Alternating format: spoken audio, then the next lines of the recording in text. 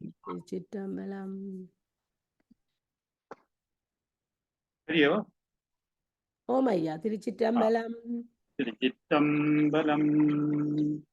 ஐந்து கரத்தனை யானை முகத்தனை இந்தி நிளம்புவை போலுமெய்த்தனை நந்தி மகந்தனை ஞான கொழுந்தினை குந்தியில் வைத்தடி போற்றுகின்றேனே.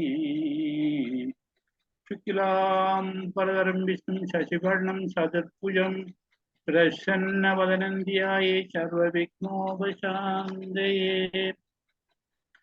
திருச்சிற்றம்பலம்.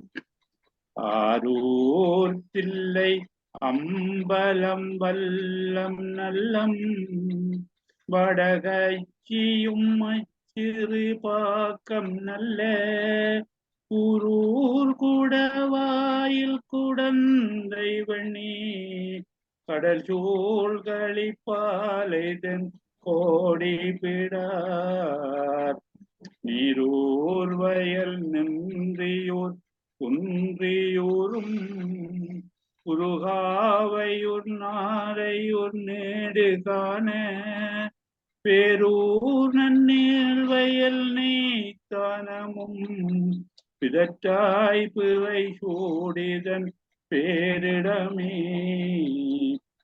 மத்தினி வன்மை பேசி வந்தொன்று நாமம் பெற்றனே நமக்கும் அன்பில் பெரிய சிறப்பின் மிக்க அச்சனை பாட்டேயாகும் ஆதலால் மண்மேல் நம்மை சொற்றமிழ் பாடுகின்றார் பூமரை பொழியும் வாயார்.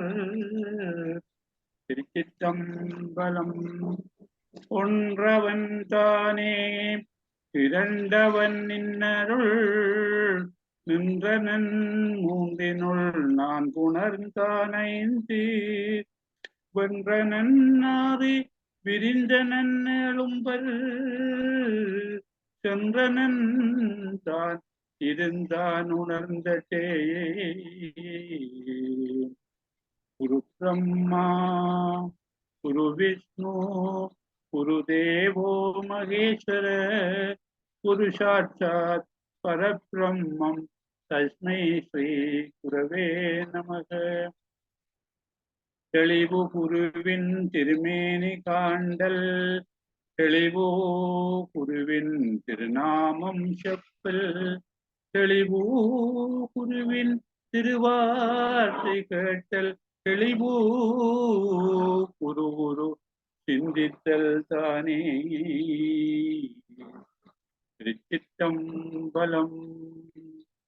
நம பார்வதி பதையே ஹர மகாதேவா. நம பார்வதி பதையே ஹர மகாதேவா. நம பார்வதி பதையே ஹர மகாதேவா. தென்னாடுடைய சிவனே போற்றி எந்நாட்டவர்க்கும் இறைவா போற்றி. இன்பமே சூழ்க எல்லோரும் வாழ்க. சித்தவேஷா சிவசிதம்பரம் மேன்மைகொள் சைவ நீதி விளங்குக உலகம் எல்லாம். எம்பெருமான் தில்லையம்பல பெருமானின் திருவடித்தாமர்களை வீழ்ந்து பணிந்து வணங்கி திருவாவடுதுறை ஆதீன குருமுதல்வர் நம சிவாய மூர்த்திகளினதும் 24வது குருமகா சன்னிதானம் அவர்களினதும் பொன்னார் திருவடிகளை போற்றி பணிந்து வணங்கி இந்நேர நிகழ்வுக்கு வருகை கண்டிருக்கும் உங்கள் அனைவரையும் அன்போடும் மகிழ்வோடும் வரவேற்று வணக்கத்தை கூறி நாங்கள் இன்றைய நிகழ்ச்சியை ஆரம்பிப்போம். நாங்கள் திருமந்திரம் முதலாம் தந்திரத்தில் 21வது நிகழ்வாக கேள்வி கேட்டு அமைதல் வினாக்களை தொடுத்து நாங்கள் அதுக்குரிய விடைகளை காணுவது சம்பந்தமான செய்திகளை பார்த்து கொண்டிருக்கிறோம். நாங்கள் உங்களுடைய இந்த வகுப்பு முடிந்த பின்னும் அதைத்தான் சொல்றாங்க, கேள்வி கேட்டு அமைந்தால் சிறப்பாக இருக்கும் என்ற நாங்கள் விடயங்களிலே கூடுதலாக தெளிவை பெறுவதோடு மற்றவர்களுக்கும் அது பலனளிக்கக்கூடியதாக இருக்குன்றதுதான் நாங்களும் அடிக்கடி சொல்லுவது. நீங்கள் மரியாதை செய்கிறீங்க, சந்தோஷம். அதே போலதான் இங்கே திருமூலரும் கேள்வி கேட்டு அதுக்குரிய விடைகளை பெற்று அதன் மூலமாக அமைதல், திருப்தி அடைதல், மனமடங்கி இருத்தல், இறைவனை வழிபடுதல் என்றா என்ன, மற்றது சிந்தனையில சேர்ந்தா என்ன, இந்த மூலாதாரத்தை இருக்கிற கனலை மேலுக்கு எழுப்புறென்றால் என்ன, எப்படி நாங்கள் இறைவனோடு இரண்டரை காலத்தில் இருந்த பாதியான கேள்விகளை கேட்கும் போது எங்களுக்கு சரியான விடை கிடைக்கும். அந்த விடை மூலமாக நாங்கள் இறைவனை அடையலாம், முக்தி அடையலாம், பரமுக்தி அடையலாம், இறைவனோட இரண்டரை கலக்கலாம் என்ற கருத்துக்களை இங்கே திருமூல நாயனார் எங்களுக்கு சொல்லாமல் சொல்லி இருக்கிறார். இந்த வகையில நாங்கள் சென்ற முறை 304வது மந்திரத்தை பார்த்த நாங்கள் 304வது அங்கே சொல்றார், ஈசன் அருளும் இறப்பும் பிறப்பையும் பேசி இருந்து புதற்றி மகிழ்வைது நேசமும் ஆகும் நிகழொளியாய் நின்று பாசமலர் கந்தம் மன்னி நின்றானே. என்ன இதை நாங்கள் பார்த்த நாங்கள் தான் இருந்தாலும் மேலால பார்ப்போம். என்ன சொல்றாரு என்று கேட்டால், இந்த இறைவன் உயிர்களுக்கு பிறப்பையும் இறப்பையும் கொடுக்கிறான். உயிர்களை இந்த உலகத்திலே தோற்றுவிக்கிறவன். உயிரை தோற்றுவிப்பதில்லை, கனகரண புவன போகங்களை தோற்றுவித்து அவற்றுக்கு உரிய அந்த அனுபவிக்கக்கூடிய தன்மை இறைவன் கொடுக்கிறான். அது உயிர்களுக்கு பிறப்ப கொடுத்தல். உயிர்கள் இந்த ஒரு உடலை சென்றடைந்து வாழ்ந்து கடைசியில அவர் செய்த வினைக்கேற்ப பிறப்புன்றது மீண்டும் பிறக்கக்கூடியதா இருக்கும் அல்லது முக்தி அடையக்கூடியதா இருக்கும் தான் தருகிறான். இந்த ஆனபடியால் அவன் தந்த இந்த பிறவி, இந்த உயிரை உடம்பிலே செலுத்தி இருக்கின்ற கண்ணிகள் சொல்லப்படுகிற அந்த தன்மையில அந்த நிலையில் இருக்கும்போது அவனை பற்றி பேசி அவனை போற்றி புகழ்ந்து பாடி ஏற்றி அவனை வணங்கும் போதோ சரியா அவன் அருளில நாங்கள் அப்படியே ஒன்றைத்து மாணிக்கவா சொல்லுவது போல பித்து பிடித்தவன் போல சகம்பே என்று தம்மை திரிப்ப, அப்படி நாங்கள் அவனுடைய அதிலேயே அந்த அருளிலே அவனுடைய எண்ணத்திலே அவனுடைய நாமத்திலே மூழ்கி மூழ்கி மூழ்கி வாய் குளற நாக்குளறி இருந்து இருக்கும்போது அவன் அன்பும் அவனுடைய திருவருள் எங்களுக்கு கிடைக்கும். திருவருள் கிடைக்கும் என்று சொன்னால் இந்த மலரில் மனம் இருக்கிறது போல இறைவன் உயிரோடு கலந்திருந்து அப்படி செய்வான் சொல்லுறார். அதான் சொல்றார் இங்கே பாசமலர் கந்தம் மன்னி நின்றானே. மலர்ல எப்படி மனம் பிரிவராது இருக்கிறதோ அதே போல இந்த இறைவன் உயிரோடு சேர்ந்து பிரிவர இருக்கிறான், அற்புதமா இருக்கிறான். அந்த கருத்தை இங்கே திருமூல சொல்லி இருக்கின்றார். இதை நாங்கள் பார்த்த விடயம். இதை பார்க்க வேண்டியது 305வது அந்த திருமந்திரம். ஒழுக்கம் உயர்வுதரம். ஒழுக்கம் சீலம். ஆலந்தான் உவந்த அமல் செய்தானே ஆதியை அமரர் தொழுதேற்றும் சீலந்தான் பெருதம். இந்த பண்பாடு, இந்த கலாச்சாரம், சைவத்தன்மை, அதுதான் சீலம்ன்றது.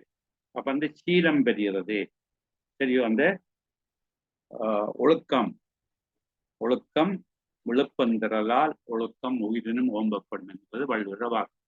இப்ப நாங்க ஒழுக்கத்தோட அந்த பண்பாட்டோட அந்த சமய விதிமுறையில நாங்கள் நடக்கும் போது அது மேன்மையை தரும். ஒழுக்கம் உயர்வு தரும் என்று சொல்லி சொல்லுவார். அதாவது இறைவனுடைய பெருமைகளை சிவனுடைய பெருமைகளை கேட்டு சிந்தித்து அவனை பற்றியே உள்ளார்ந்த மனதுடன் நாங்கள் முந்தி பார்த்தது போல அந்த அந்தரியாக பூஜை அகப்பூஜையும் புறப்பூஜையும் செய்யும் போது அவனுடைய அந்த அருளை நீண்ட காலம் நாங்கள் அனுபவிக்கலாம், பெறலாம். அவருடைய திருவருள் எங்களுக்கு கைகூடும். அவன் திருவருள் கடாட்சம் எங்களுக்கு கிடைக்கும் சரியோ. அவனுடைய அந்த புகழை அவனுடைய பெருமையை நாங்கள் போற்றி புகழ்ந்து பாடி பரவி பணியும் போது எங்களுக்கு அந்த துன்பம் இல்லாத நிறைவான இறை எண்ணமான வாழ்க்கை கிடைக்கும். சிவஞானமும் சைவ ஒழுக்கம் உடையவர் தவறு இல்லாராயின் இந்த ஒழுக்கத்தோடு அவர்கள் நின்று வாழ்ந்தார் என்றால், சிவஞானம் என்றது இறைவனை பற்றிய அந்த மெய் அறிவும், சைவ ஒழுக்கம் என்றது அந்த பண்பாடுகள் நாங்கள் பட்டாங்க ஜோகத்துல பார்த்த நாங்கள் யமன் நியமம் சொல்லி, யமம் என்பது பெரியோர்களால் எதை எதை செய்ய வேண்டாம் என்று விளக்கப்பட்டிருக்கின்றனவோ அவற்றை செய்யாமல் விடுதல் யமம். நியமம் என்பது எவ்வளவற்றை செய்ய வேண்டும் என்று குறிப்பிட்டிருக்கிறார்களோ 20 விடயங்கள் திருமலை சொல்லியிருக்கிற 2 மந்திரங்கள்ல அவற்றை நாங்கள் செய்தல் நியமம். இதுதான் அந்த உண்மையான சைவ ஒழுக்கம். அவன் செய்தல், இறைவனை சிந்தித்தல், அவனுடைய போலப்பாடுதல், பொய் பேசாதிருத்தல், பெரியோரை கனம் பண்ணுதல், அன்பாக இருத்தல், அறம் செய்தல், கருணையாயிருத்தல், இப்படி 20 விடயங்களை அவர் சொல்லியிருக்கிறார். அப்போது அதுதான் சைவ ஒழுக்கம். இந்த ஒழுக்கத்திலிருந்து நாங்கள் தவறாமல் இருந்தால், அதை முறைப்படி செய்து வந்தோம் சொன்னால், இறைவன் என்ன செய்வார்? எங்களோடு சேர்ந்திருந்து எங்களை நல்வழிப்படுத்தி கொண்டிருப்பார்.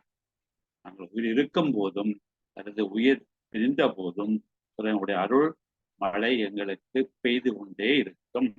இந்த கத்தை இந்த 305வது மந்திரத்தை திருமூலர் சொல்ல விளைகிறார். விழுப்பமும் கேள்வியும் என்னென்ற ஞானத்தே ஒழுக்கமும் சிந்தை உணர்கின்ற போது பழிக்கு விடாவிடில் வானவர் போனும் இழுக்கின்றி எண்ணிலி காலம் அதாமே. விழுப்பமும் கேள்வியும் மெய் நின்ற ஞானத்தை ஒழுக்கமும் சிந்தை உணர்கின்ற போது பழிக்கு விடாவிடில் வானவர் போனும் இழுக்கின்றி எண்ணிலி காலம் அதாமே. விழுப்பமும் கேள்வியும் மெய் நின்ற ஞானத்தை, இந்த நாங்கள் பார்த்த இந்த பதம் பிரித்து பார்த்தவற்றை நாங்கள் சேர்த்து பார்க்கும்போதோ சரியோ, நாங்கள் அதை பொருளை சேர்த்து பார்க்கும்போதோ, இந்த விளக்கத்தை நாங்கள் அறியும் போதோ என்ன நடக்கும் கேட்டால், நான் சொல்றது கேட்குதா? ஓமையா, நல்லா விளங்குது. விளங்குது. ஏன்னா இங்க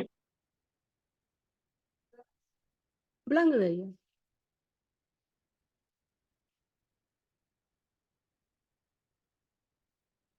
ஐயா உங்களோட சத்தம் முப்ப வர இல்லை, நிப்பாட்டிட்டீங்களே. ஐயா அன்மியூட் பண்ணுங்க.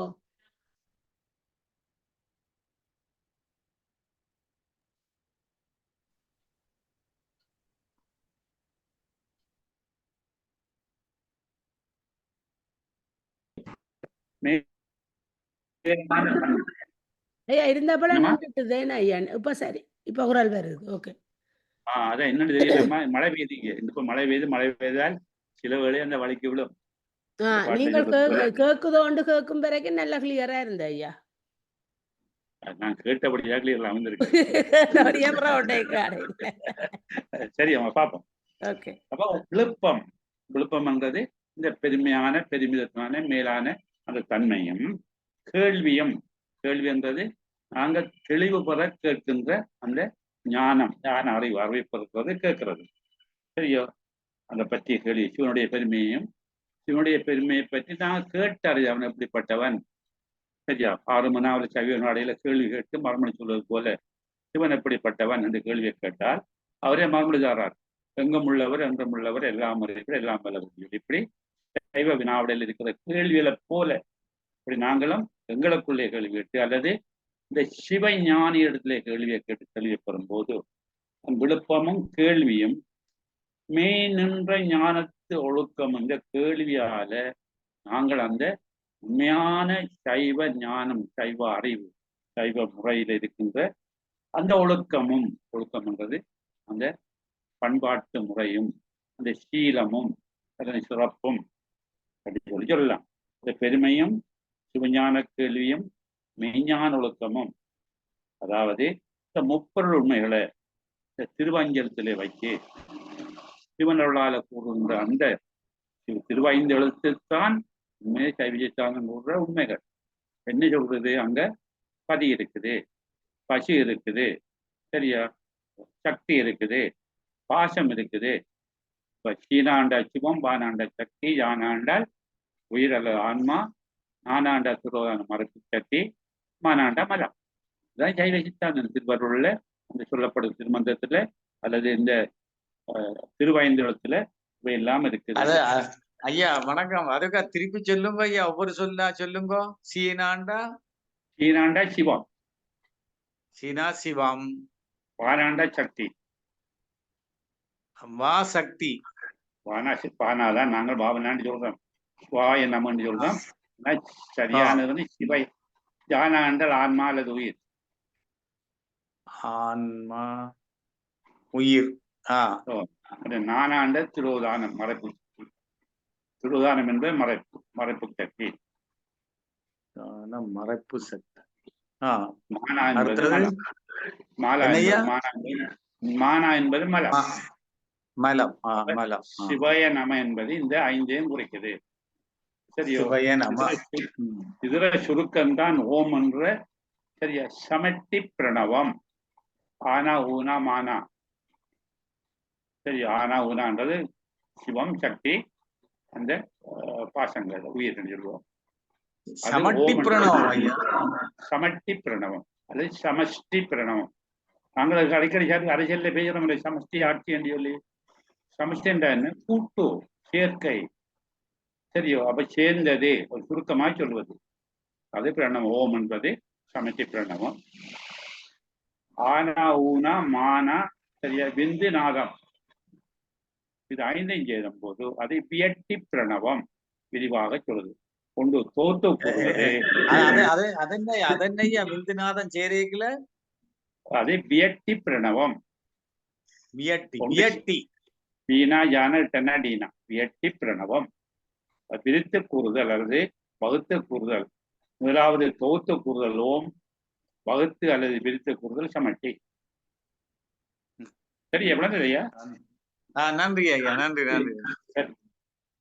அப்ப இந்த திருவாய்ந்தெழுத்து அல்லது பஞ்சாட்சரம் இது நாங்கள் அதை உணர்ந்திருந்தால் அதான் மெய்நின்ற ஞான ஒழுக்கமும். அந்த பஞ்சாட்சரத்தில் சொல்லப்படுற முறைப்படி நாங்கள் சிவனை சிந்தித்து அவனுடைய நாமத்தை உச்சரித்து அந்த நாமஸ்மரணை செய்து இருக்கும் போதோ அதான் விழுப்பமும் கேள்வியும் மெய் நின்ற ஞானத்து ஒழுக்கமும் அப்படி அந்த திருவடி உணர்வு வரும் எங்களுக்கு. அப்படி அந்த உணர்வு, திருவடி உணர்வு வரும்போதோ எங்களை நிச்சயமாக இறைவனுடைய இந்த இதனுடைய சேருகின்றால் தன்மை கிடைக்கும். இறைவனுடைய சேருகின்ற தன்மை என்பது உங்களுக்கு சிவோகம் பாகனே உங்களுக்கு என்ன நடக்கும்? இந்த இதுவினை ஒப்பு ஏற்படும். இதுவினைக்கு வந்து எது வந்தாலும் சரி என்ற அந்த மனநிலை. சிலருக்கு வந்து ஒரு சந்தோஷமான செய்தி வந்தால் துள்ளி குதித்து பெரிய கொண்டாட்டம் எல்லாம் செய்வார்கள். அதே போல ஒரு துக்கம் வந்தால் அழுது புரண்டு, சரியா, தங்களை பங்களாய்த்துக் கொள்வார்கள். இது ரெண்டும் இல்லாத நிலை. எது வந்தாலும் சரி என்ற எண்ணம் இதுவினை ஒப்பு. மல பரிபாகம் வந்து இந்த மலத்தினுடைய ஆதிக்கத்திலிருந்து விடுபடுதல் மல பரிபாகம். அப்படி விடுபடும் போது எங்களுக்குரிய திருவருள் கைகூடும். அதான் சக்தி நிபாதம், திருவருள் பதிதல் இது ஏற்படும். அப்படியானதான் விழுப்பமும் கேள்வியும் மெய்நிற ஞானத்து ஒழுக்கமும் சிந்தை உணர்கின்ற போது இவற்றை நாங்கள் மனதார அவற்றை ஏற்றுக்கொண்டு அது எங்களுக்குள்ளே உள்வாங்கி இருக்கும் போது இந்த இவற்றை இந்த மனதால இடையறாது நாங்கள் உணரும் போது சும்மா சொல்லிக் கொண்டிருக்காமல் அவற்றை நாங்கள் உணர்ந்து அறிந்து அதை கைப்பிடிக்கும் போது இடையறாது அதைகளை செய்து கொண்டிருக்கும் போது அப்படி இருந்து வழுக்கி விடாவிடில், வழுக்குன்றது தெரியும். நாங்கள் வீட்டில் வந்து இப்போ டைல்ஸ் போட்டிக்கிறோம், தண்ணி ஊற்றி கழுவு நேரத்தை கொஞ்சம் வேகமாக வந்தால் தலைக்கு வந்து மண்டையும் உடைப்போம். அது வளர்க்கிறது. வளர்க்கு வந்து தவறுறது, தவறை விழுதலை வழுக்கி விழுதல் சொல்லுவோம். அப்ப இந்த ஒழுங்கு முறையிலிருந்து ஏற்கனவே சொல்லப்பட்ட அந்த விழுப்பம், கேள்வி, மெய்ஞானத்து ஒழுக்கம் இவற்றை உணர்கின்ற தன்மையிலிருந்து தவறாது விட்டால், அவற்றை முறையாக செய்தால், தெரியாது அடங்கியிருந்தால், தவறை விழாமல் விட்டால், சரியா, வழுக்கலாகிய பொச்சாப்புன்னு சொல்வார்கள். பொச்சாப்புன்றது ஒரு பொல்லாங்கு. சரியோ? புல்லாங்கு என்பது எல்லாம் தவிர நிறுவார்கள். சரியோ, ஒரு புல்லாங்கும் இல்லை என்று சொல்வார்கள். அப்ப என்ன புல்லாங்கு என்று சொல்லப்படுகிற இந்த வழிக்கு விடுகின்ற நிலை, தவறுகின்ற நிலை, திரிவிடுகின்ற நிலை அப்படி இல்லாவிட்டால் அப்படியே நாங்கள் அவற்றை முழுக்க ஏற்றுக்கொண்டு எங்களுடைய உள்ளத்திலே சிந்தையிலே நிறுத்தி அதை நெறிப்படுத்தி இடையறாது அதை நாங்கள் எங்களுக்கு சொந்தமாக செயல்படுத்தும் போது வானவர் போனும் இழுக்கின்றி எண்ணிலி காலமதாமே. இந்த வானவர் போன் என்பது இங்கே கொஞ்சம் சிந்திக்க வேணும். தேவர்களுக்கு தலைவன் இந்திரன், அந்த தேவர்களுக்கு தலைவன் சிவன். தேவதேவனை திருத்தினை நகரில் சுபக்குழந்தினை செங்கடை மன்னனை என்று சொல்லி உங்களுக்கு விவரம் பாடுது. அதே போல இங்கே இந்த தேவர்களுக்கெல்லாம் தலைவனாகிய சிவன் சிவபெருமான் இழுக்கின்றி எண்ணிலி காலமதாம், எங்களுக்கு எந்த விதமான குறைபாடும் இல்லாமல், இழுக்கு என்பது குறைபாடு அல்ல குற்றம். சரியா, இழுக்கு என்பது அந்த பிழையான தன்மை ஒன்றும் இல்லாமல் நல்லருள் புரிவான் என்ற ஒரு பொருளை சொல்லலாம். அடுத்த பொருள் இந்த வானவர் போனும் இந்த தேவர்களுக்கு தலைவனாகி இந்திரனாக இருந்தாலும் கூட அவன் குற்றமின்றி நீண்ட காலம், எண்ணிலி காலம் அதாம நீண்ட காலம் அவனும் அந்த அவனுடைய அந்த இந்திர பதவியிலே இருக்கலாம். ரெண்டு பொருளை சொல்லலாம். வானவர் போன் என்பதற்கு இறைவனையும் சொல்லலாம், இந்திரனையும் சொல்லலாம். அந்த வகையில நாங்கள் இந்த விளக்கத்தை ஒரு கால் அறிந்து விடலாம். நாங்கள் விண்ணவர் போன் ஆகிய சிவபெருமான் இந்த தவறுகள் உண்டு, நாங்கள் எந்த விதமான குறைபாடுகளும் உண்டு, சரியோ, எங்களுக்கு உடனாய் உண்டு. இறைவன் ஒன்றாய் உடனாய் வேற அனுப்பவன், அவனே தானே ஆயிர வினையின், சரியோ, அவனே தானே என்று சொல்லி அவன் அவனாகவும் தானாகவும் சரிய உடனாகவும் நின்று எங்களுக்கு அருள் செய்கிறான். அப்படி இறைவன் உடனாக நின்று அந்த உயிரையும் நிலையாக வைத்து அதை நல்வழிப்படுத்துகிறான். அந்த கருத்தை சொல்லலாம். வானவர் என்பது தேவர்களின் தலைவனாகிய இந்திரனு கூட அவன் குற்றமற்றவனாக இருந்தால் அவன் நல்ல நிலையில வளர்க்கின்றே இறைவனை ஏற்கனவே சொன்ன முறைப்படுத்தி சிந்தையிலே இடையறாது நினைத்து வழிபாடுவனாக இருந்தார். அவனும் இறைவனுடைய அருளால நீண்ட காலம் தன்னுடைய பொறுப்பை உணர்த்தி கொண்டிருப்பான். அதே போல இந்த சிவனை நாங்கள் மனதிலே இருந்து இழுக்கின்றே நாங்கள் அவரை நினைத்து கொண்டிருந்தால் நாங்களும் ஒருவரும் நீண்ட காலம், நீண்ட காலம், குறிப்பிட்டு சொல்ல முடியாத காலம் என்பதும்போது இறைவனுடைய திருவருள் நோக்கோடு நாங்கள் நீண்டு வாழலாம் என்று சொல்லி இங்கே திருமூலை சொல்லுகின்றார். அப்ப நீண்ட காலம் நாங்கள் வாழலாம். இறைவனுடைய சிந்தனையோட இவருடைய திருவருளோட நாங்கள் எந்த விதமான குறைபாடு வாழலாம். நாங்கள் இப்படி இந்த விழுப்பங்கள் செய்தால் சரியா, இந்த விழுப்பம் கேள்வி மேன்முறை ஞானத்தோடு நின்று சிந்தையில நாங்கள் இறைவனை உணர்கின்ற அந்த சந்தர்ப்பத்தை பெற்று நாங்கள் வலிக்க விடாது, தவறு இல்லாமல் நாங்கள் ஒரு நேர்மையான நேர்வழியிலே சென்று இறைவனை நாங்கள் சிந்தித்து வணங்கி தொடர்ச்சியாக செய்து கொண்டிருக்கிறோமான இருந்தால் எங்களுக்கு அவனுடைய திருவருள் கடாட்சம் நீண்டதாக இருக்கும். இந்த காலம் வாழக்கூடியவர்களை செய்வான். சில சொல்லுகளை சொற்பொடரையும் பார்ப்போம். விழுப்பம் என்பது பெருமை அல்லது உயர்வு, மேலான தன்மை. ஒழுக்கம் விழுப்பம் தரதால் ஒழுக்கம் உயிரினும் ஓம்பப்படும் என்று சொல்லி திருவள்ளுவர் தனது நூலிலே 136வது 131 பொருளை சொல்லுகின்றார். சரியோ, பெருமை என்பது எப்படி பெருமை? தன்னுடைய குலத்தில் இருக்கின்ற நல்ல குலம் என்பது அந்த குறைபாடு இல்லாத நல்ல செயலை செய்கின்ற ஒழுக்கமாக வாழ்கின்ற குணம்.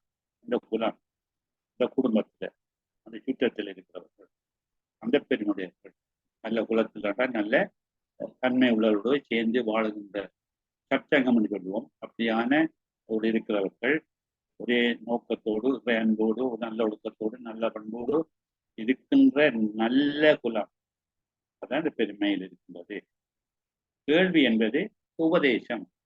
ஒரு ஞானியர்கிட்ட அல்லது அறிவாளிகிட்ட அல்லது மெய்ஞானம் பெற்றவர்கிட்ட நாங்கள் சில கருத்துக்களை கேட்கும்போது அவர் கூறுகின்ற உபதேசம்தான் இந்த கேள்வி. அது கேள்வி ஞானம் என்று சொல்லுவோம். கேட்டு அறியப்படுகிறது. மெய் நின்ற ஞானத்து ஒழுக்கம், இந்த உயர்ந்த மெய்ஞானத்தால் உண்டாகின்ற நல்ல இயல்பு ஒழுக்கம் என்பது மேலான தன்மை. நாம் இங்கே பார்த்தது போல ஒழுக்கம் என்பது நல்ல பண்பாடு, நல்ல சீலமா இருக்கிறது, சிறப்பா இருக்கிறது, எந்த விதமான குறைபாடும் இல்லாது வழிக்கு வாழ விழாத ஒரு மேலான வாழ்வு வாழ்வதுதான் ஒழுக்கம் சொல்லுவோம். அதாவது உலகம் பழித்தது ஒழித்து விடேன், மழித்தலும் நீட்டலும் வேண்டா, உலகம் பழித்து ஒழித்து விடேன். உலகத்தோடு சேர்ந்து உலகத்துக்கு நன்மை செய்கிற அந்த பண்பு இருக்கிறாங்க ஒழுக்கம் சொல்லுகின்றார். சரியோ? மெயின் நின்ற ஞானத்து ஒழுக்கம் என்பது இந்த நல்லியல்பு, தத்துவ சாத்திரத்தால் உண்டாகின்ற அந்த அந்த அந்த ஞான அறிவு, இந்த ஆற்றல் அப்படியான சொல்லலாம். அல்லது இந்த நாங்கள் மற்றவர்களால குறை சொல்லக்கூடாத அளவுக்கு ஒரு முன்மாதிரியான வாழ்க்கை வாழ்க்கை நிலையை நாங்கள் இங்கே இந்த மெய்ஞானத்து ஒழுக்கம் என்று சொல்லுவோம். ஒழுக்கம் என்பது பொதுவாக சொல்லுவோம்னா இந்த நல்ல இயல்பு, சீலம், உலகம் போற்றுகின்ற ஒரு நல்ல ஒரு வாழ்க்கை முறை, நல்ல நெறி என்று சொல்லலாம், ஒரு வழிகாட்டுகின்ற தன்மை.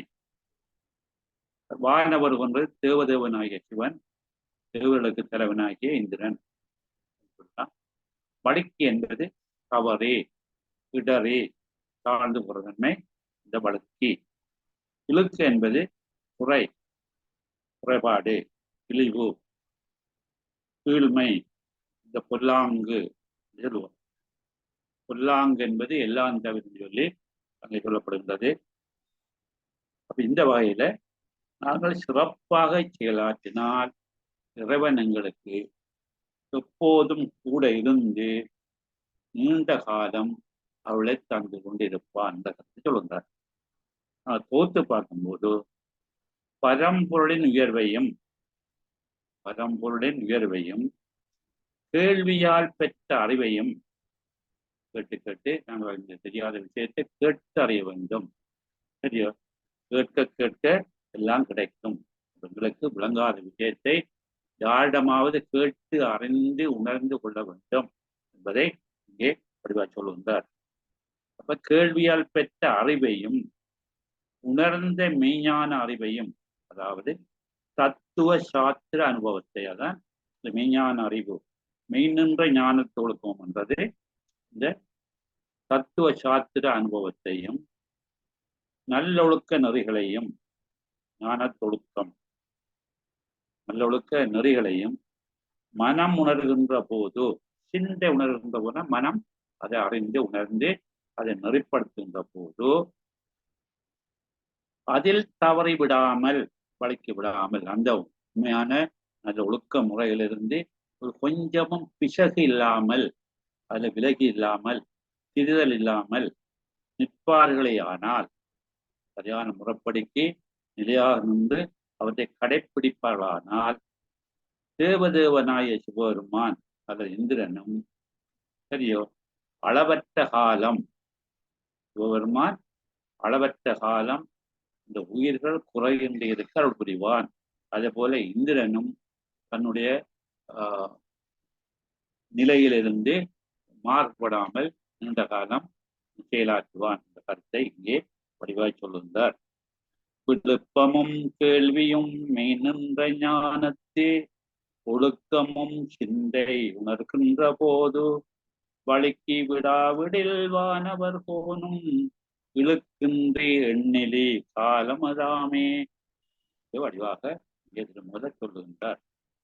அடுத்தது 306வது மந்திரம், பிள்ளை விளையாட்டுன்னு சொல்வார். இந்த பிள்ளைகள் என்ன செய்வார்கள்? மணல் வீடு கட்டி, சரியா, மனைச்சோறு சமைத்து எல்லாம் விளையாடுறது. அந்த காலத்துல நாங்களும் செய்திருப்போம், நீங்களும் செய்திருப்பீர்கள். மண் கட்டி, சரியா, வட்ட குளத்துக்கு போவோம், களி மண்ணை உருட்டி திருட்டி வருவோம், கட்டிகள் பொம்மைகள் செய்வோம் என்று சொல்லி எல்லாம் பாடுவோம். சரியா? மற்றது மணல் வீடு கட்டி என்று சொல்லி எல்லாம் நான் படிச்சிருக்கிறோம். அப்ப அந்த பிள்ளைகள் அந்த சின்ன பருவத்துல இவ்வாறு மணல் வீடு கட்டி மணச்சோறு சமைத்து விளையாடுகிற ஒரு விளையாட்டு இருக்கிறது. அதை பற்றி சொல்ல வரார். அதாவது சிவனது அகண்ட வியாபகத்தில், பரந்த இறைவன் எங்கும் வியாபகமாயிருக்கிறான். அந்த வியாபகத்தில் தம்மையும் அறிபவரே, நாங்களும் இந்த வியாபகத்தில் வியாபியமாக இருக்கிறோம் என்ற உண்மையை அறிகிறவர்கள் அந்த அனுபவத்தை உடையவர். அதான் உண்மை அனுபவம் பெற்றவர்கள், உண்மை ஞானம் பெற்றவர்கள், சிவஞானம் பெற்றவர்கள். ஐம்புல நுகர்ச்சி உடையவர்களுக்கு சிவ அனுபவம் சித்திக்க மாட்டாது. இந்த புலனுணர்வில் ஈடுபட்டு அதுக்கு அடிமையாக்கி அந்த வழியிலே செல்லுகிறவர்களுக்கு இறை ஞானம் வராது, சிவ அனுபவம் கிடைக்காது.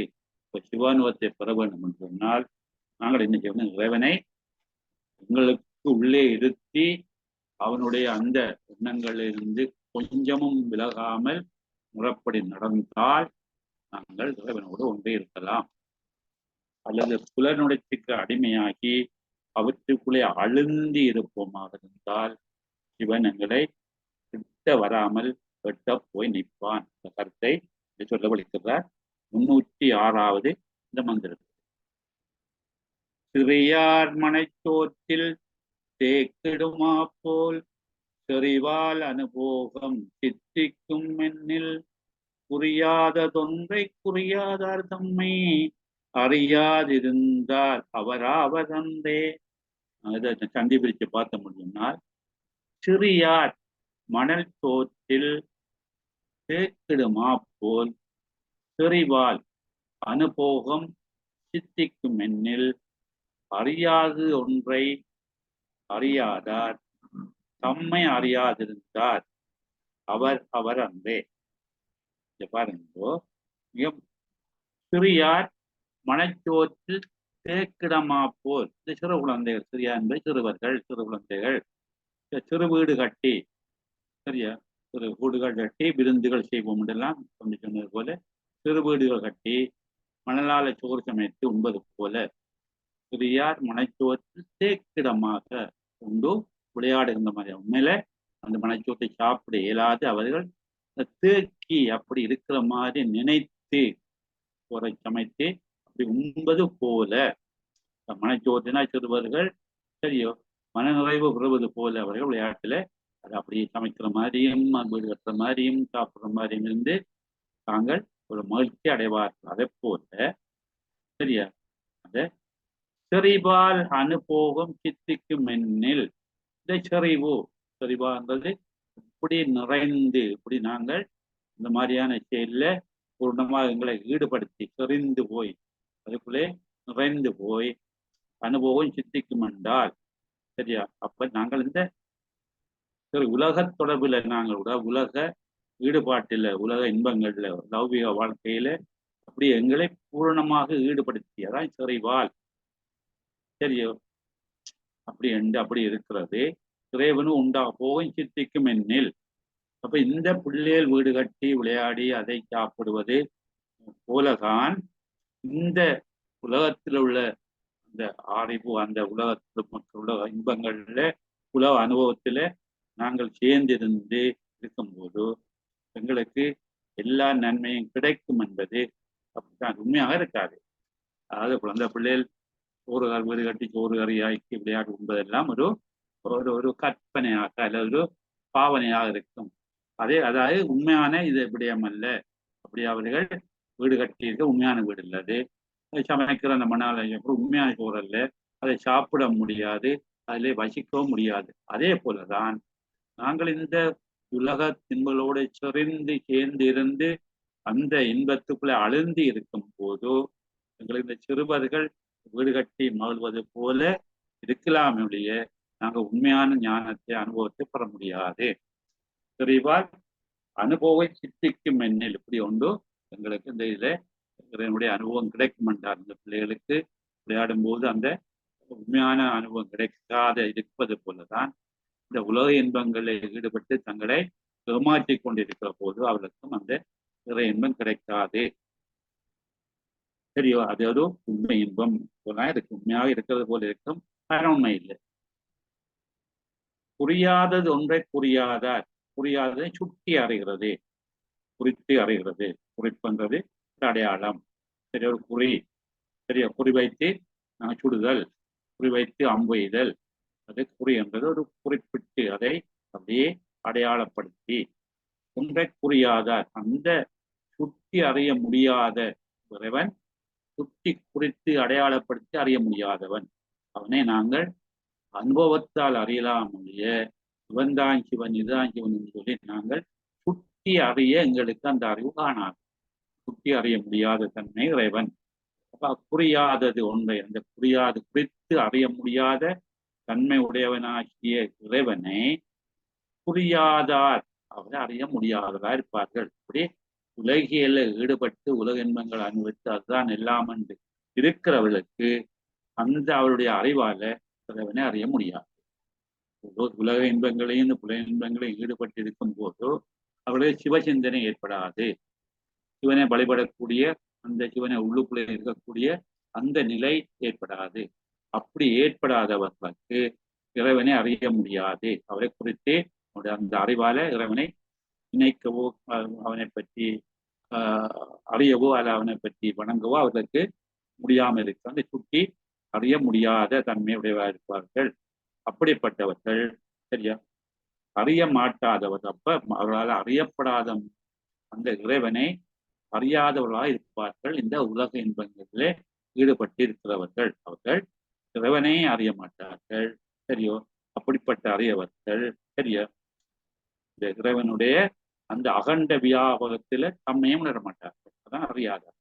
அவர்கள் இறைவனையும் அறிய மாட்டார்கள், தங்களையும் அறிய மாட்டார்கள். அவர் நான் நான் நான் என்று இருக்கும். அந்த நான் என்பது யார் என்ற அந்த உண்மை அவர்களுக்கு தெளிவாக விளங்க மாட்டாது. இந்த இறை சிந்தனையற்று உலக இன்பங்களே மூழ்கி இருப்பவர்களுக்கு அந்த தாங்கள் யார் என்று தெரியாது. தங்களை வழிபடுத்துகிறவர் சிவன்தான் என்று சொல்லியும் அறியாதவர்களாக இருக்கிறார்கள். தம்மை அறியாதிருந்தால் அவரவர் அன்றே. அவர்கள் அப்படிப்பட்ட அறியாதவர்கள் சரியோ தங்களை துப்புணர்வால அறியப்படாத அந்த இறைவனை அறியாதவர்கள் ஒன்றும் அறியாதவர்கள். அவர்களுக்கு அந்த ஞானம் இல்லை, அறிவில்லை என்று சொல்லலாம். அப்படி தங்களையும் அறியாதிருப்பவர்கள் நாங்கள் யார் ஏன் பிறந்தோம் என்ன மாதிரி இருந்தோம் இந்த உலகத்திலே என்னென்னத்தை செய்ய வேண்டும் என்றதை அறியாமல் இருக்கின்ற அவர்கள் சரி அவரவர் அன்றே. அவர்கள் என்னவார்கள் இந்த தங்களையும் அறியாதவராக இருக்கிறார்கள். தம்மை அறியாதவர்கள் சரியோ அவர் தங்களுடைய உண்மையான உருவத்தையும் தங்களை பற்றி அறியாதவர்கள், தங்களுடைய உணர்வை பற்றி அறியாதவர்கள், இறைவனை பற்றி அறியாதவர்கள், மெய்ஞானத்தை பற்றி அறியாதவர்கள், தாங்க இந்த உடலை எடுத்த நோக்கத்தை அறியாதவர்கள், தாங்கள் யார் என்ற உண்மையும் அறியாதவர் இருக்கிறார்கள். அவரவர் அன்றே. அது உண்மையென்று உணர்ந்தோறும் உண்மையென்று என கூறாதவர்களாக இருப்பார்கள். உணர்ந்தவர்கள் இறைவன் பிடிப்பட்டவர் என்று அறிந்தவர்கள் தங்கள அனுபவத்தை தாங்கள் அறிந்து கொண்டே இருப்பார்கள். அதே வழியிலே சொல்லவும் மாட்டார்கள். சரியோ? முகத்தில் கண் கொண்டு பார்க்கின்ற மூடர்கள் அகத்தில் கண் கொண்டு பார்ப்பதே ஆனந்தம். மகற்கு தன் தாய் தன் கணவனோடு ஆடிய அந்த சிறப்பை சொல்வென்றால் சொல்லுமாறு எங்கன் என்று திருமூல இங்கே திருவியிலே சொல்லுகின்றார். அப்பதான் முகத்திலே கண் கொண்டு பார்க்காமல் அகக்கண் கொண்டு பார்க்க வேண்டும். அப்படி இருந்தால் இறைவனுடைய அருளை பார்க்கலாம், அறியலாம், அதை அனுபவிக்கலாம். இறைவனுடைய அனுபவ அறிவை நாங்கள் அனுபவித்தான் செய்யலாம் முடிய மற்றவர்களுக்கு சொல்லி விளங்கப்படுத்த முடியாதான். இங்க ஒரு கணவனும் மனைவியும் அவங்க இன்பத்தை அனுபவிக்கிற விஷயத்தை வெளியில சொல்ல இயலாதவர்கள். அது ஒரு உணர்வு பூர்வமான நிலை. அதே போலதான் இந்த பெற்ற சிற்றின்பம் பெருமை என்று உந்தி பெற வேண்டிய எங்களுக்கு திருவுந்தியால பாடுவது போல இந்த அனுபவத்தை நாங்கள் உணரலாம் முடிய அதை வெளியிலே சொல்ல தெரியாமல் இருக்கிறோம். அதுதான் இது சொல்றார். தம்மை அறியாதவர்கள் எந்த நிலையை தம்முடைய நிலைகளை தம்முடைய ஞானத்தை அறியாதவர்கள் தங்களை பற்றிய உண்மையும் அறியாமல் இருக்கிறார்கள். ஆனால் இதுல சொல்லப்படாத ஒரு விஷயம் கேட்டால் தங்களை அறிந்தவர்கள் சரியோ அதாவது நாங்கள் இறைவனை பற்றிய பூர்ணமான தன்மையை உணர்ந்தவர்கள் அவர்கள் தங்களையும் உணர்ந்து தாங்கள் இறைவனுடைய அடியவர்கள் அன்பர்கள் அவனோடு சேர்ந்திருக்கின்ற உண்மையை உணர்ந்தவர்களாக இருப்பார்கள் சொல்லப்படுது. அறியாதவர்களுக்கு ஒன்றுமே தெரியாது, அறிந்தவர்களுக்கு அனுபவ வாயிலாக அந்த இறை இன்பத்தை அனுபவித்துக் கொண்டே இருப்பார்கள். சில சொற்களை பார்ப்போம். மனச்சோறு. மனச்சோறு உடற்பசியை போக்காதது. மனநாளை ஒரு சமைத்து சாப்பிட்டால் அது பசியை போக்காத ஒரு ஒரு பாவனையாக இருக்கும். உலகைச் செறிவு ஆன்ம தாகத்தை தணிக்காது. உலகியலோடு இன்பத்தோடு உலகியல் லௌகிக வாழ்க்கை வாழ்ந்தால் ஆன்மீகத்தை இறைவனுடைய உணர்வை தராது. அது அந்த இந்த பிள்ளைகள் சமைக்கிற அந்த மனைத்தோடு எப்படி பசியை போக்காதோ அதே போல உலக இன்பங்கள் இறைவனுடைய அறிவை இறைவனுடைய தெரிந்த தன்மையை எங்களுக்கு தர மாட்டாது. சிறு குழந்தைகள் சிறு வீடு கட்டி மணலால் சிறுகுறாக்கி மழுவது போல ஐம்பொறிகளாலேயே சிவானுபவத்தை நுகரலாம் என்பவர் எழுக்கின்றது. ஐம்பொறிகளில் போய் ஈடுபட்டு இந்த பொறி உணர்வில் ஈடுபட்டு நாங்கள் இறைவனை அடையலாம் என்பது மனச்சோரை சாப்பிட்டு பசியை போக்கிக் கொள்ளலாம் என்ற நிலைக்கு சமமா இருக்கிறது. அப்ப ரெண்டும் நிலைக்காதவை, பயன் தராது என்று சொல்லுகிறார். செறுதல் என்பது நெருங்கியிருத்தல், தொடர்பாயிருத்தல் குறைந்திருந்தது. அதாவது உலக தொடர்பு, உலகத்திலே இருந்து உலக இன்பங்கள்ல நாங்கள் அப்படியே பூர்ணமாக எங்களை ஈடுபடுத்திக் கொண்டிருக்கிறது. திருக்கிடமா போல இந்த பிள்ளைகள் விளையாடுகின்றது, உண்டு மகிழ்கின்றது. அது ஒரு கற்பனை நிகழ்ச்சியாக இருக்கின்றது, பாவனையா இருக்கின்றது. புரியாததொன்று என்பது சுட்டி அறியப்பட்டு முடியாத சிவனை. சரியா? இந்த உலக விஞ்ஞானங்கள்ல இந்த ஐம்பொறிகளை பயப்பட்டு இந்திரிய மயங்கி இறப்பதற்கே காரணமாய் இருக்கிறவர்கள் என்று மாணிக்க வாய்ப்படுகிறார். இந்திரிய மயங்கி இறப்பதற்கு காரணமாய் என்று சொல்லி அவர்கள் இந்த ஐம்பொறிகளில் மயக்கி கொண்டு அந்த ஆசையில மூழ்கி அவங்க மீண்டும் மீண்டும் இறந்து கொண்டிருக்கிற கதையை இங்கே சொல்கின்றார். தான் குறியாததொன்று, சுட்டி அறியப்பட முடியாதது அந்த இறைவனுடைய திருவருள். இறைவனை அறிய முடியாது. இப்போ குறியாத ஒன்றை, புரியாதது, அது அப்படிப்பட்டு சுட்டி அறிய முடியாதவரை இந்த ஊனக்கண்ணால காண முடியாது. ஊனக்கண்ணால் உணராப்பதியை, உனக்கண்ணால் உணராப்பதியை, உனக்கண்ணால் எங்களுக்கு இறைவனை பார்க்க முடியாது. ஞானக்கண்ணில் இந்த நாடே, அந்த அகக்கண்ணால நாங்கள் இறைவனை கண்டு உலாத்துணை தேர்த்தன பாசம் உருவ, இந்த காணல் நீர் போல இந்த பாசங்கள் எல்லாம் உண்மையானவை அல்ல என்று அவற்றை ஒதுக்கி தள்ளிவிட்டு இருக்கும்போது கண்களலாம்பதி இறைவன் எங்களுக்கு குளிர்ச்சி பொருந்திய நிழலாக வந்திருந்து சரி எங்களுக்கு புலடமா இருக்கிறான். நாங்கள் அந்த புலடத்திலே நீண்ட காலம் இருக்க வேண்டுமா இருந்தால் விதி எண்ணம் அஞ்சலுத்தே புறப்படிக்கு திருவஞ்சலத்தை ஓதுங்கள். அப்ப இறைவன் எங்களுக்கு எப்போதும் எங்களை தன்னோடு அணைத்துக் கொண்டிருப்பான். தாய் பிள்ளையை அணைத்துக் கொண்டு இருப்பது போல இறைவன் எங்களை அரவணைத்துக் கொண்டு எங்களை சேர்த்துக் கொண்டு அவனுடைய அந்த அம்சமாக எங்களை மாற்றிக்கொண்டு ஓகம் பாவனையை சுவாவம் தன்மையை தந்து கொண்டு இருப்பான். சரியா? அது குறியாது. அப்போ உனக்கண்ணால காண முடியாது. குறியாமை என்பது சிவன் அகண்ட வியாபம் உடையவன் என்பதை குறியாமை. அதான் குறியாமை என்பது சிவன் எல்லா இடங்களையும் பறந்திருக்கிறான், பார்க்கும் இடமெல்லாம் நீக்க மரம் நிறைந்திருக்கிறான் என்பதை நாங்கள் அறியாது என்பதான் புரியாத நிலைமை. சிவன் எங்கும் எவையும் எரியூறு நீர் போல் ஏகந்தாங்கும் அவன். வெந்நீருக்குள்ள நாங்கள் கையை வச்சு பார்த்தால் இந்த சூடு எல்லா இடங்களையும் இருக்கிறது போல இறைவன் அந்த சூடு போல எங்கும் சேர்ந்து இருக்கிறான் என்ற கருத்தை சொல்ல விளைகிறார். உணருரு அசத்தனில் உணராதின்மையில் இருதிற நல்லது சிவசத்தாமன இரண்டு வகையின் இசைக்கும் மண்ணுலகு என்று சொல்லி திருஞான பூதம் 6ஆம் சூத்திரம் சொல்லுது. அதாவது உலக அறிவால் அறியப்படுகின்ற தன்மை இல்லாதவன் இறைவன். உலக அறிவாகன்றது இந்த சுத்தி அறைகின்ற அறிவு, இந்த இந்திரியத்தால வருகின்ற அறிவு, அதெல்லாம் எங்களுக்கு அறிய முடியாது. ஞானம் மெய் அறிவால் அறியப்படும் தன்மை உள்ளது. இறைவன் ஞானத்தால் மட்டும்தான் அறிவான். சரியோ? அப்ப இறைவனை அறிய முடியாது என்ற ஒரு கருத்து, இறைவனை அறிய முடியும் என்றது கருத்து. யாரால அறிய முடியாது என்றால் இந்த உலக இன்பங்களில் ஈடுபடுவதா அறிய முடியாது. யாரால அறிய முடியும் என்றால் இந்த மெய்ஞானத்துல நாங்கள் ஊறி திளைக்கும் போது இறைவனை அறியலாம். இறைவனை அடையத்துக்கு 2 திறன் இருக்குது. ஒன்று சரியோ அவனை நாங்கள் மனதார எண்ணி உளமாற போற்றி வழிபடும் போது அடையலாம். அது ஒரு முறை. அவனை அடைய முடியாது என்பது நாங்கள் உலகையில் ஈடுபட்டிருக்கும் போது அவனை அடைய முடியாது. 2 விதமான தன்மைகளை இந்த இறைவன் கொண்டிருக்கிறான். சிவசக்தன் சொல்வார், சிவம் சத்தாக உள்ள பொருளா இருக்கிறார். ஆனால் எல்லாருக்கும் அவன் சரியா தன்னுடைய அவளை பொழிவதற்குரிய தன்மையை காட்டிக்கொள்வதில்லை. சுட்டி உணர்வதனை சுட்டி அசத்தென்ன சட்ட இனியுள்ளது சத்தேகான். சுட்டி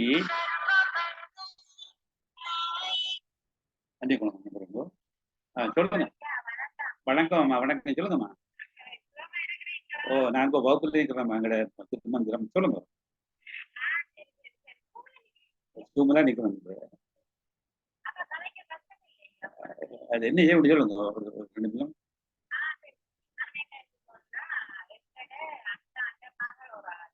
ஆமாம் ஆமாம்.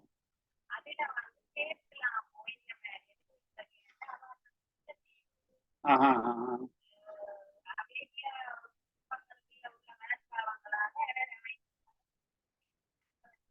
ஆமாம்மா.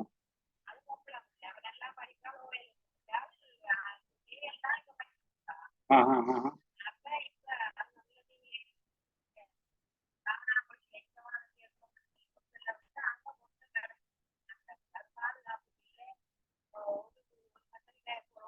ஓ, நான் சரியா நாங்கள் ஒரு பொறுத்து கருப்போம். நான் ஒரு கருக்கிறேன் உங்களுக்கு.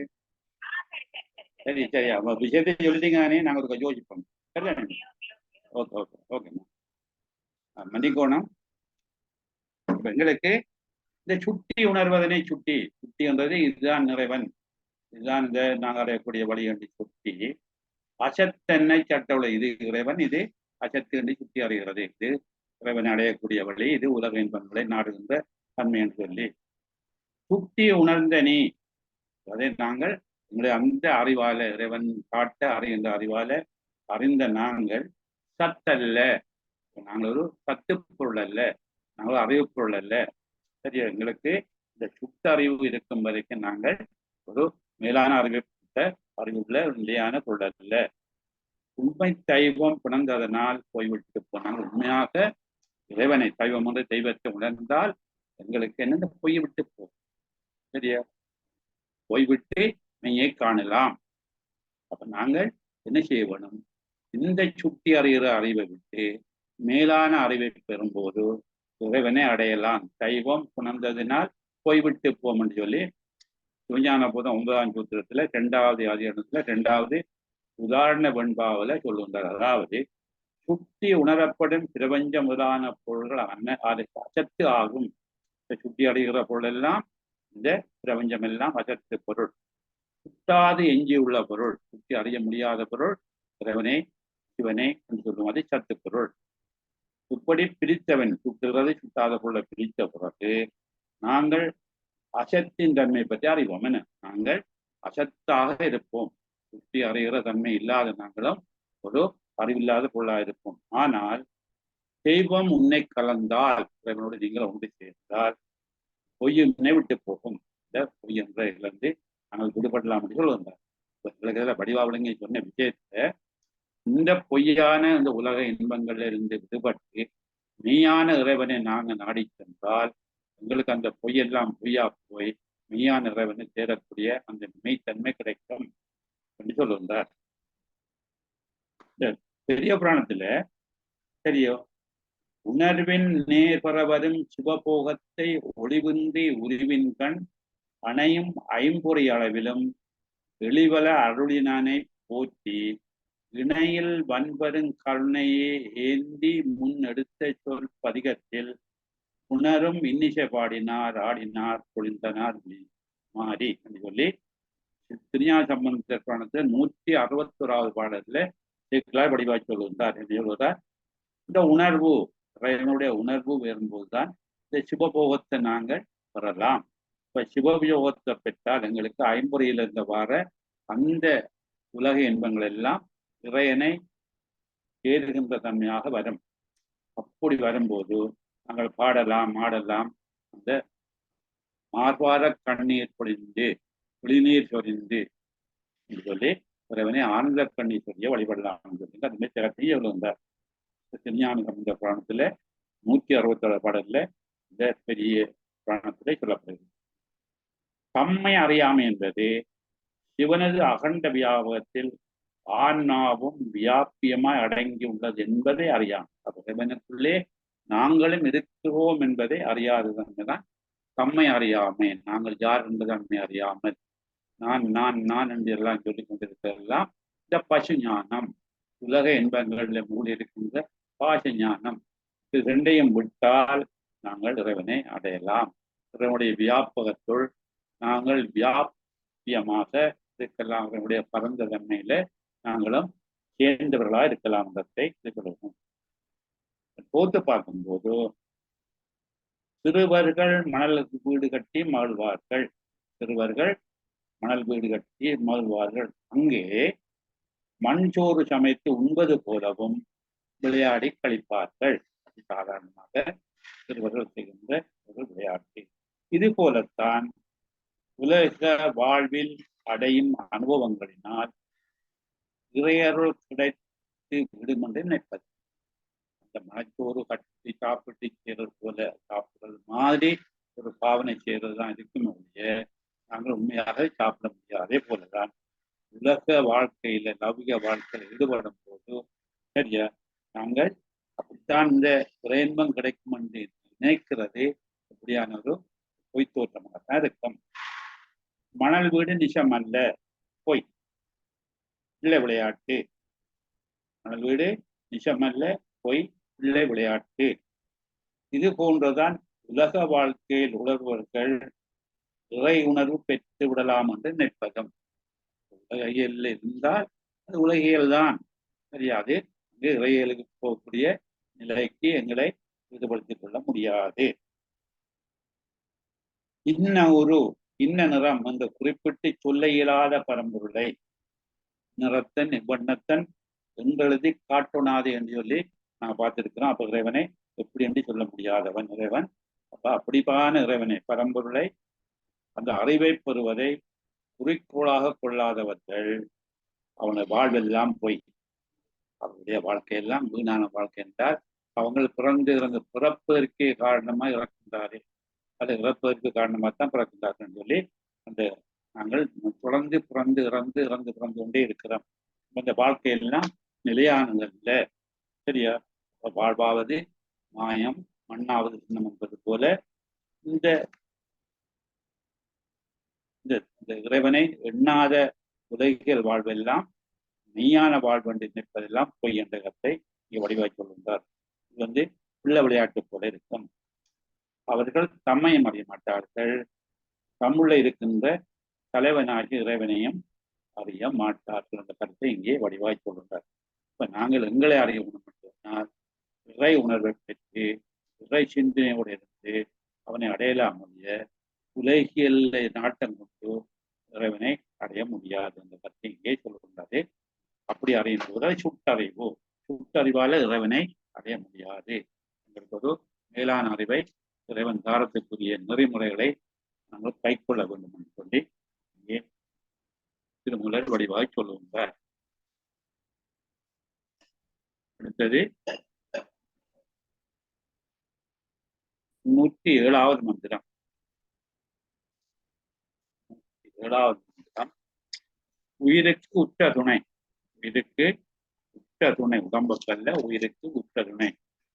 உற்ற துணை என்பது எங்களுக்கு மேலான துணை, உறுதி பயக்கின்ற அந்த துணையா இருக்கிறது. அதாவது உடம்பை பெற்ற பயன் பிறவாமை எய்தல். சரியா? பிறவாமை வேண்டும் என்று சொல்லி எங்களுக்கு காரைக்கிழமை பாடுற பிறவாமை வேண்டும், மீண்டும் புறப்புண்டேல் உன்னை என்றும் மறவாமை வேண்டும்.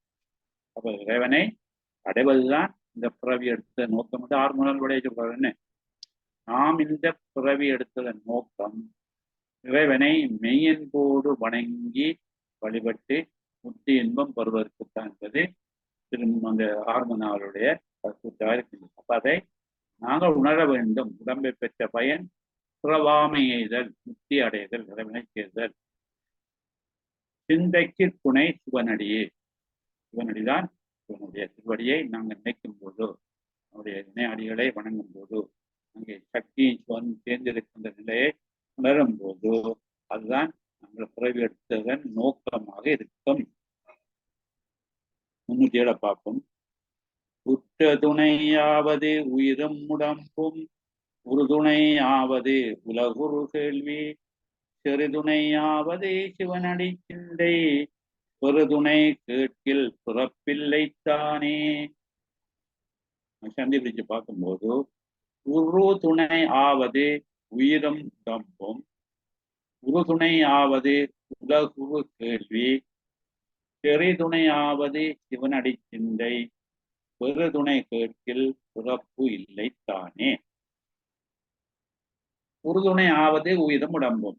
உடம்புக்கு உற்ற துணை, உடம்புக்கு துணையாக இருக்கிறது, எப்போது அந்த உடம்பை வழி நடத்துகிறது, உடம்பை செயலாற்ற வைப்பது இந்த உயிர். உயிர் இல்லாமல் வெறும் உடம்பு ஒன்றையும் செய்ய மாட்டாது. அந்த உடம்பிலே இருக்கின்ற அந்த பொறிகளும் இயங்க மாட்டா. உறுதுணையாவது உயிரும் உடம்பு. உடம்புக்கு உற்றதுணை உயிர், இந்த உயிருக்கு உற்றதுணை உடம்பு. ரெண்டும் சேர்ந்தால்தான் இயங்கும். உயிர் இருந்தால் உடம்பு இருக்கும், உடம்பு இருந்தால் உயிர் இருக்கும். ரெண்டும் சேர்ந்திருக்கும் போது சரியா அவை ஒன்றுக்கொன்று உற்ற துணையாக, உறுதுணையாக இருக்கும், பொருத்தமான துணையாக இருக்கும்.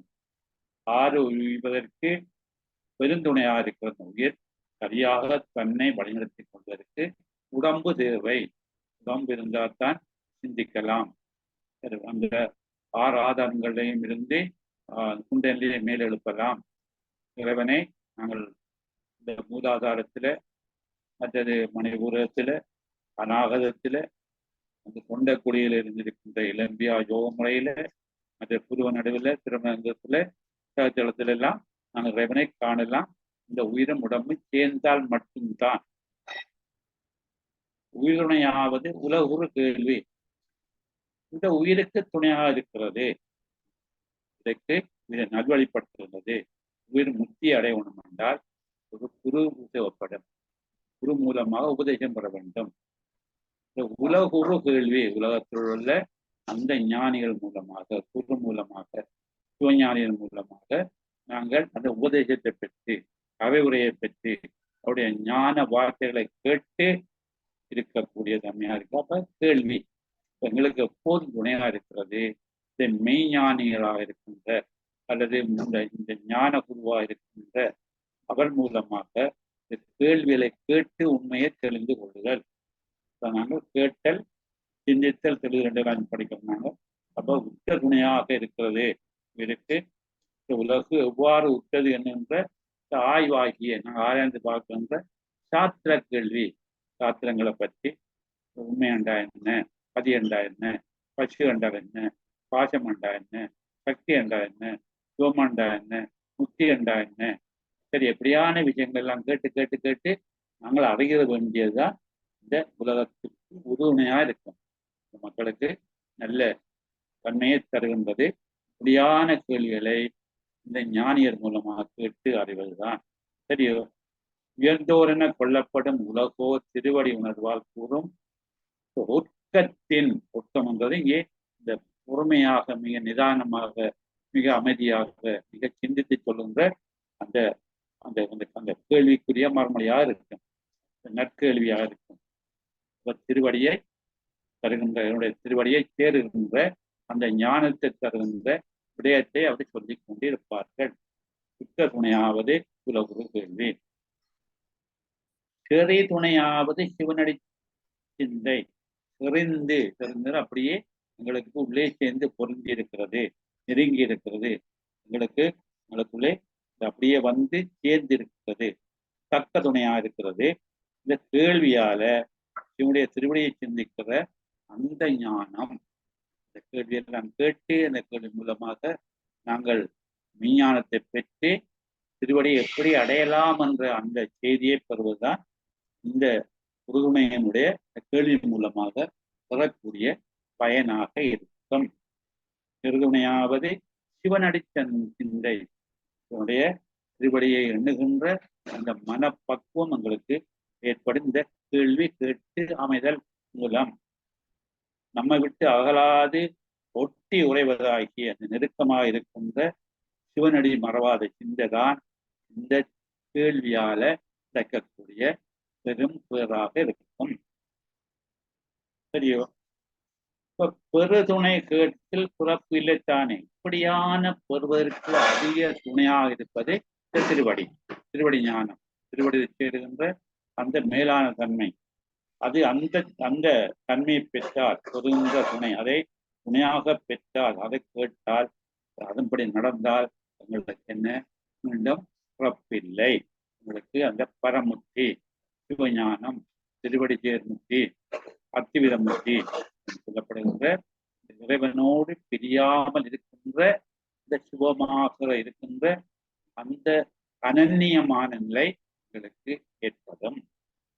சரியா? அப்ப நாங்கள் என்ன செய்யறோம் என்றால், இந்த திருவடி துணையை நாங்கள் பெறும் போது, அது அந்த பேர் கிடைக்கும் போது, அந்த பேரை பற்றி கேட்டாலே எங்களுக்கு பிறப்பில்லை. இப்படி இப்படியாக சிறப்பிருக்கின்றத ஒரு மெய் உணர்ந்தவர் மூலம் கேட்டு போதே எங்களுக்கு பிறப்புக்கு ஒரு வித்து இல்லாமல் இருக்கும். பிறப்பக்கூடிய சூழ்நிலை மாறி நாங்கள் என்ன செய்யும்? இந்த பிறப்பத்தை சிறப்புக்கு இறப்பில் பேரின்பம் உறப்பெற்று ஒன்று போர் பிரிவின்றி வாழும் நிலை ஏற்படும். இறைவனோட சேர்ந்திருக்கும் நிலை ஏற்படும். அப்ப நாங்கள் இந்த கேள்வியை கேட்டு, இந்த கேள்வி மூலமாக ஞானத்தை பெற்று, அந்த ஞானத்தின் மூலமாக எங்களுடைய சிந்தனையை இவனுடைய திருவடிகளை செலுத்தி இருக்கும் போது, அந்த கேள்வியால பெரும் பயன் உங்களுக்கு பிறப்பு இல்லாத ஒரு மேலான பெரும் பேராக இருக்கும். இந்த சொற்களை பார்ப்போம். உயிரும் உடம்பும், உயிரும் உடம்பும் என்றது இந்த தலைவனும் தலைவியும் போல. அவர்கள் சரியா 2 பேரும் ஒரே எண்ணம், ஒரே சிந்தை உள்ளவர்களாக இருப்பார். சரியா?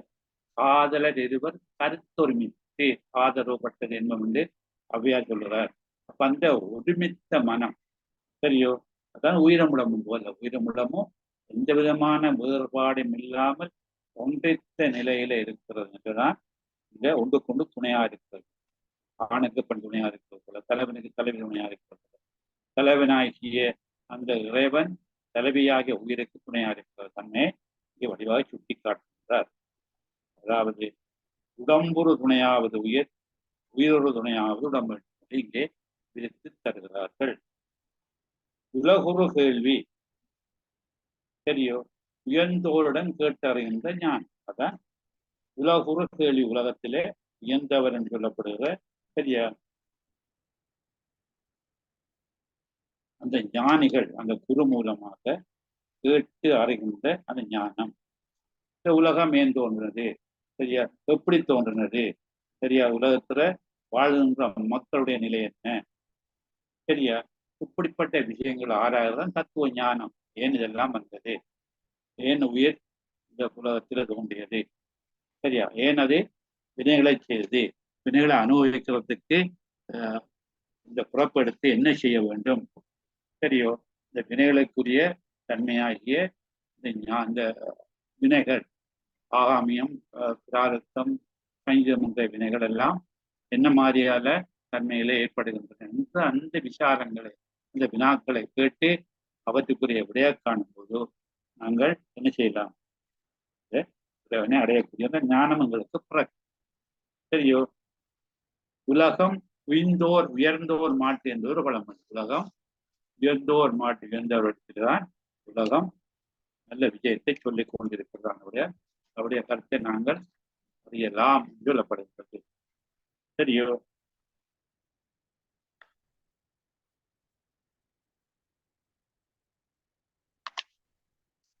உலகுறு கேள்வி.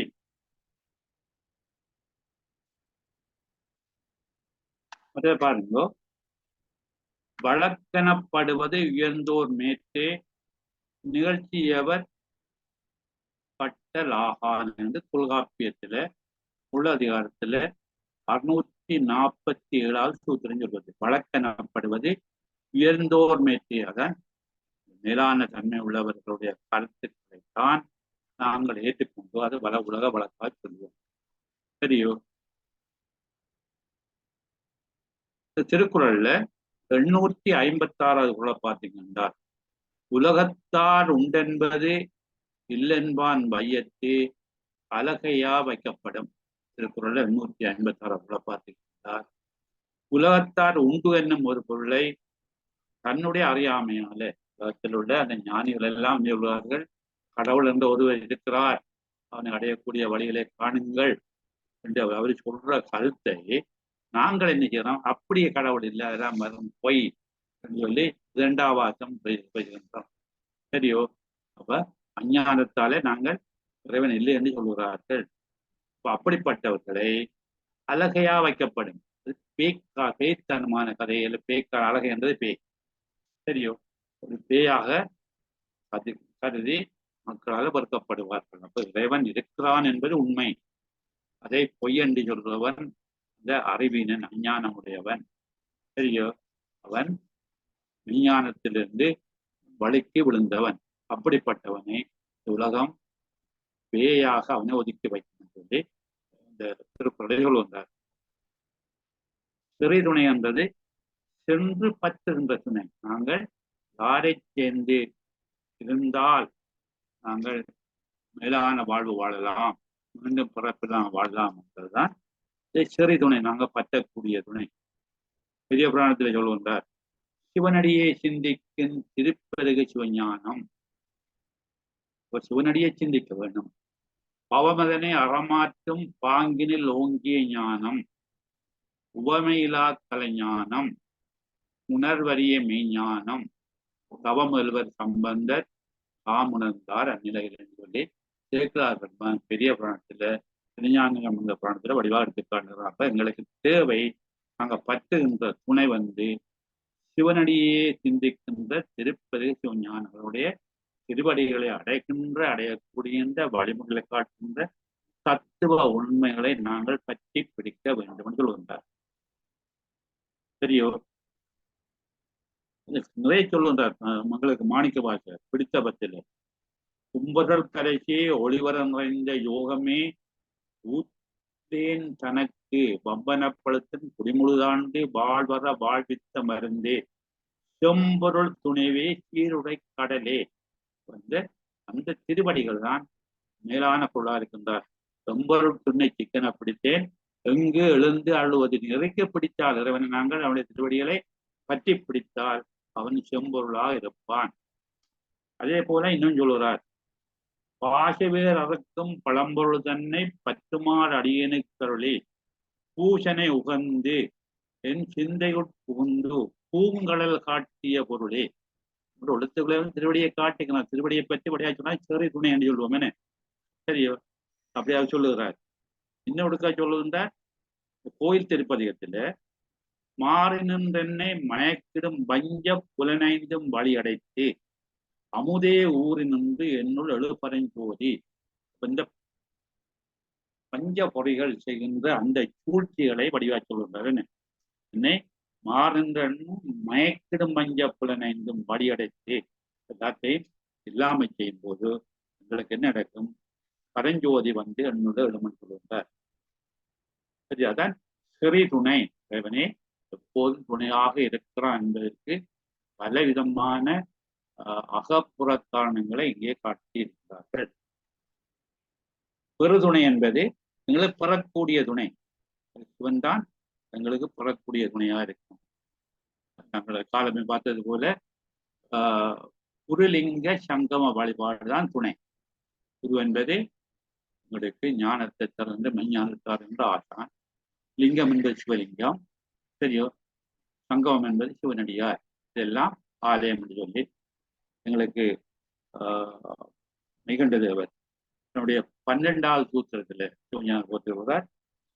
செம்மலர் நோன்றாள் சேரலொட்ட அம்மலங்களியி அன்பரோடு மறியி மாலர நேயம் மலிந்தவர் வேடமும் ஆலயந்தானும் அரண்ண தொடுமே. இந்த வேடம், அன்பர்கள், இந்த வேடங்கள், இந்த ஆலயம் எல்லாம் இறைவன் சொல்லி அதான் நாங்கள் பெறக்கூடிய துணை. நாங்கள் சிவனடியாரை வழிபட வேண்டும், சிவபேடத்தை தாங்கினவளை வழிபட வேண்டும். சங்கமம். குருவை வழிபட வேண்டும். சரியோ, ஆலயங்கள் இருக்கின்ற லிங்கத்தை வழிபட வேண்டும். அப்ப அது எங்களுக்கு பெறக்கூடிய துணையா இருக்கும். அதே போல 11ஆவது சூத்திரத்திலேயே அவங்க சொல்றார், காணும் கண்ணுக்கு காட்டும் முழம் போல. நாங்க பார்க்கறதுக்கு எங்களுக்கு இந்த கண் பார்க்கறதுக்கு உயிர் இருக்க வேண்டும். உயிர் இல்லாட்டால் கண்ணால பார்க்க முடியாது. அதே போலதான் காண உள்ளத்தை கண்டு காட்டலில் உயிர்க்குள்ளே உயிராக இறைவன் என்று நாங்கள் எங்களுக்கு அவர் அறிவிக்கும் போதுதான் நாங்கள் எல்லாத்தையும் காணக்கூடியதாக இருக்கும்.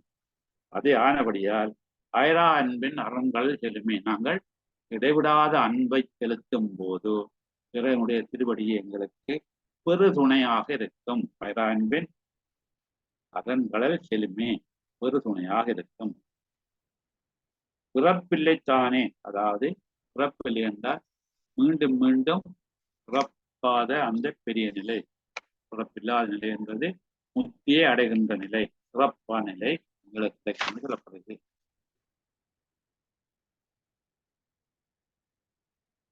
குறவி தோல் மணந்த, குறவி என்பது புறத்தி, குறவி தோல் மணந்த செல்வை மாதவேள் தாதை என்று சரியா நறுவிழ நறுமலர் கூந்தல் நங்கையார் பாகத்தனைய பிறவியை மாற்றுவானே. நாங்கள் இந்த புறவி தோல் மணந்த என்பது இந்த புறத்தியாகிய வள்ளியை மணந்த செல்வகுமாரவள் முருகனுடைய தாதை என்று தந்தையாய் சொல்லி சரியா நரவிழ நறுமென் கூந்தல் நங்கையோர். எங்களுக்கு அங்க அந்த சக்தியுடைய சிவனுடைய சக்தியாகிய அவளுடைய கூந்தலுக்கு மனம் இருக்கிறதா இல்லையான்றொரு சர்ச்சை வந்தது பாண்டியனுடைய சபையில. சரியா, அது இறைவனுடைய அந்த சக்திக்கு இயற்கையில கூந்தல்லே மனம் இருக்கிறதுன்னு சொல்லி அங்கே ஒரு கருத்து பரிமாறப்பட்டது. நக்கீரர் அதை மறுத்து அப்படி இல்லை என்று சொல்லுகிறார். அதனுடைய அவர் நெற்றிக்கண்ணை காட்டினாலும் குற்றம் குற்றம் என்று சொல்லி அந்த பொத்தாமரை குளத்தில் விழக்கூடிய தன்மை உண்டாக்குறார். அப்ப அங்க இங்க சொல்லப்படுகின்றால் அந்த நர இள நறுமலர் கூந்தல் என்பது இந்த வாசனை வீசுகின்ற கூந்தல் சொல்லி அது பாகத்தை வச்சிருக்கின்ற சிவனை பிறவியை மாற்றுவானே, அவன் தான் எங்களுக்கு பிறவியை நீக்க பிறவி பெருங்கடல் நீந்தக்கூடிய வழியை காட்டுவன் என்று சொல்லுகின்றார் சொல்லி அப்பர் தன்னுடைய 4வது திருமுறையில 60வது பதியத்துல 3வது வாரை இவற்றை பாடுகின்றார். இந்த சிவபுராணத்துல 7வது அடியெடுத்து பார்த்தீங்கன்னா பிறப்பறுக்கும் விஞ்ஞகந்தன் பேய்கடல்கள் வெல்க. சிவபுராணத்திலே வடிவாக சொல்ற மாணிக்க வாசகர் பிறப்பை அறுக்கிறவன் இந்த சிவனே என்று சொல்லி நாங்க தோத்து பார்க்கும்போது இந்த உடம்புக்கு உற்ற துணையாக இருப்பது உள்ளியக்கும் உயிர். உடம்பு சரியாக இயங்க வேண்டால் அந்த உடம்புக்குள்ளே உயிர்த்திக்க வேண்டும். உயிரே இல்லை என்றால் அது சவம், அது இயங்க முடியாத ஒரு சடமான ஒன்று. உயிருக்கு நெருக்கமான துணை உலகில் உள்ள ஞானிகளின் கேள்வி அறிவு தரும் செல்வம். எங்களுக்கு உயிருக்கு பெறக்கூடிய துணையா இருக்கின்றது. இந்த ஞானிகள் மூலமாக தரப்படுகின்ற கேள்வி கேட்டு பெறுகின்ற அந்த தத்துவ ஞான உண்மையாக இருக்கும். சரியோ, இந்த கேள்வி செல்வம் முறைப்படைவது சிவபெருமான் திருவடிகளில் பேரருளில் மனம் பற்றி இருப்பதாகும். இந்த கேள்வியால என்ன நன்மை கிடைக்கிறது கேட்டால் இவனுடைய திருவடியில மனம் பற்றி இருக்கிற ஒரு நிலையாகும். இப்படி பெறுவதற்கரிய பெருந்துணையின் பெருமையை பற்றி சொல்ல வேண்டுமென்றால் இந்த பெருமிதத்தை, இந்த மேலான தன்மையை, இவனுடைய திருவருள் சிறப்பை, திருவருளால நான் கிடைக்கக்கூடிய பெரும் பேட்டை சொல்ல வேண்டும் என்றால் சரியா இந்த பெருமையை பற்றி சொல்ல வேண்டும் என்றால் இந்த திருவடியை அடைந்தால் என்ன கிடைக்கும், என்ன பயன் என்று சொன்னால் எங்களுக்கு இந்த பிறவி துன்பங்கள் இல்லாமல் போகும். பிறவி இல்லாத நிலை எங்களுக்கு ஏற்படும். சரியா, பிறவி இல்லை என்று சொன்னால் நாங்கள் இறைவனை சேருகின்ற அந்த முக்தி நிலையை பெற்றிருப்போம். முக்தி நிலை கிடைக்கிறதுக்கு எங்களுடைய இறைவனுடைய திருவடிகளை சேர வேண்டும் என்று சொல்லுகின்றார். 300 7வது நேரம் ஓரளவு சரி போல நடக்குது. இப்ப நாங்க மற்றதை திரும்ப பார்ப்போம். சரியோ, மற்றதை பார்த்தோம்னா எங்களுக்கு மற்ற நேரம் போயிடும். இப்போ உங்களுடைய கருத்து, நீங்கள் இந்த பார்த்த விஷயங்களுக்குள்ள உங்களுக்கு கூட மனதில் தோன்றிய விஷயங்களை நாங்கள் மற்றவர்களுக்கும் பயன்படுத்தக்கூடிய வகையில அந்த கருத்தை அல்லது உங்களுக்கு சந்தேகங்கள் இருந்தால் அதை கேட்டு தெளியக்கூடிய ஒரு வாய்ப்பை நாங்கள் ஏற்படுத்தி கொண்ட பிரயோஜனமாக இருக்கு. தயவு செய்து உங்களுடைய கருத்துக்களை கூறும்படி அன்பாக கேட்டு